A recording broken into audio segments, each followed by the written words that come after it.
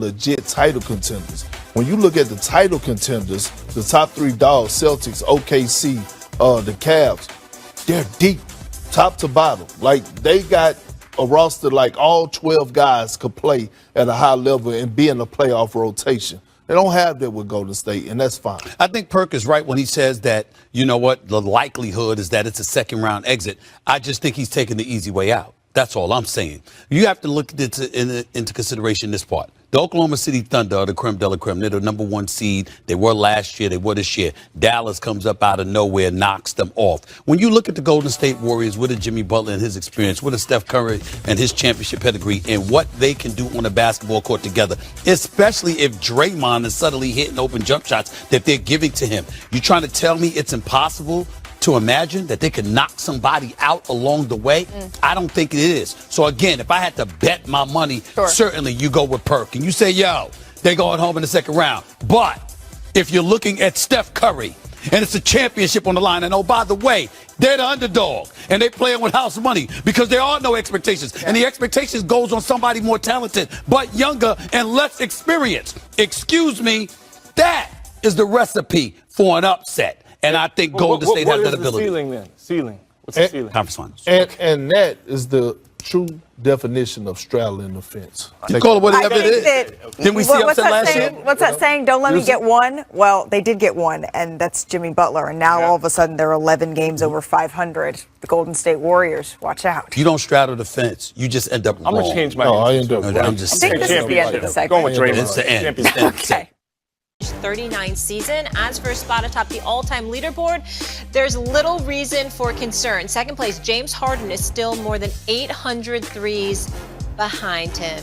Joey Joe in the house. How we feeling, big time? Rosenberg out, Fortenball in, fresh blood, new sparring partner. I hope these two are hydrated because it's a Friday and they're looking like they might be ripe for an upset here. I doubt it. I doubt it. But good try. Good try. SA, do you feel like Steph can reach 5,000 threes? I think so, but I think it depends on a couple of conditions. Obviously, his health.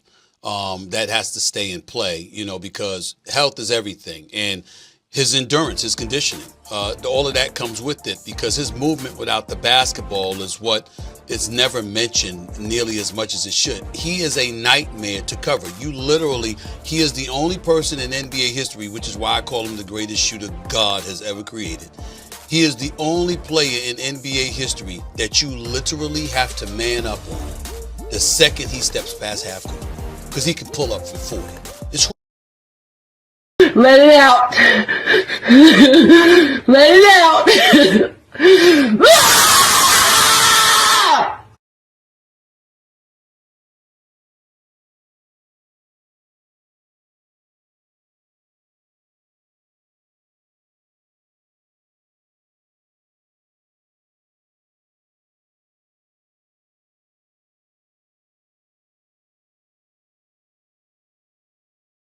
And if you have kids that play the video game Minecraft, they'll want to see this next story. One local man has created a Minecraft space that looks just like Indianapolis. Here's a look at it. Eric Morrow goes to IUPUI, and he posted this video on YouTube showing all of the different downtown Indianapolis landmarks, such as Monument Circle, the Chase Bank Tower, even Lucas Oil Stadium. And it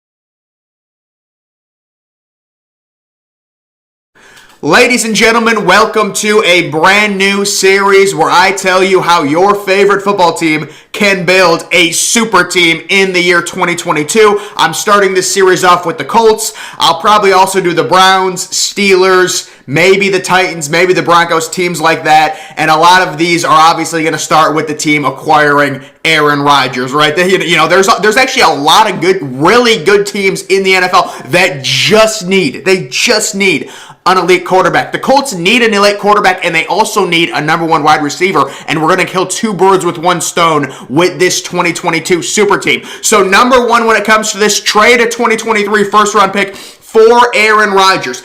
Aaron Rodgers, due to him restructuring his contract last year, can dictate where he wants to go. And if I am Aaron Rodgers, I'm looking at the Colts roster, and I'm telling Indianapolis, if you sign Davante Adams, you've got the salary cap to do it. He's looking for around $35 million per year. The Colts have over $45 million available in salary cap with really no, key free agents that they have to re-sign. If I'm Aaron Rodgers, I'm saying, you sign Davante Adams, I come to your team. Aaron Rodgers, the cap situation will work itself out. Aaron Rodgers has to take control of his future. He's got several